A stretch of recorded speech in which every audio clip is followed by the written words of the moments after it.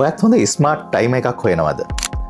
Market එකේ විවිධ වූ ටයිම අතරින් මේ පෙරී කියන ටයිම එක ගොඩක් ස්පෙෂල් ටයිම එකක්. මේක විශේෂත්වය තියෙන්නේ මේක 11 to 253 AC DC ඕනම වෝල්ටේජයට වැඩ කරන්න පුළුවන් ටයිම එකක්. මේ ටයිම එකේ තව විශේෂත්වයක් තියෙනවා. මේකේ ෆන්ක්ෂන්ස් 14ක් තියෙනවා. ටයිම එක ඔන් ඩිලේ ෆන්ක්ෂන් එක, ඕෆ් ඩිලේ ෆන්ක්ෂන් එක, ඒ අමතරව ඉම්පල්ස් රේ ෆන්ක්ෂන් එක, මීටත් අමතරව Tamanට ඕන සීක්වන්ස් එකක මේක ප්‍රෝග්‍රෑම් කරගන්න පුළුවන්. මේ ටයිමරේ තව විශේෂත්වයක් තමයි මේක මේ 0.01 seconds ඉඳලා 99 hours 59 minutes වෙනකම් ප්‍රෝග්‍රෑම් කරන්න පුළුවන්. අපි බලමු මේ ටයිමර් එක වැඩ කරන්නේ කොහොමද කියලා එහෙනම්. මේ ටයිමර් එකේ ප්‍රධාන වශයෙන් මේ මෝඩ් කියන බටන් එකක් තියෙනවා. එතකොට අපි මේ මෝඩ් කී කියන බටන් එක තප්පර 3ක් ඔබාගෙන ඉන්නකොට අපිට ටයිමර් මෝඩ් එකට එනවා.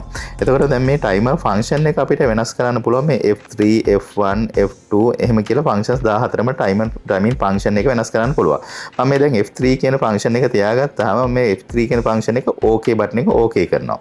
ඊට පස්සේ අපිට එනවා මේ T1 කියලා ටයිමර් එකක්. එතකොට මේ ටයිමර් එකකින් අපි මේකේ අපිට ඕන ටයිම් සෙටින් එක වෙනස් කරගන්න පුළුවන්. මේ තියෙන්නේ දැන් මිලි සෙකන්ඩ්ස් කියන එක. අපිට ඕන නම් මේක අපි මෝඩ් එකට ගිහිල්ලා අපිට සෙකන්ඩ්ස් වලට දාගන්න පුළුවන්.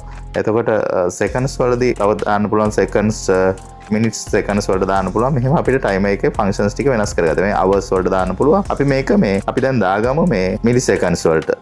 නැත්තම් සෙකන්ඩ්ස් වලට අපි දාගමු.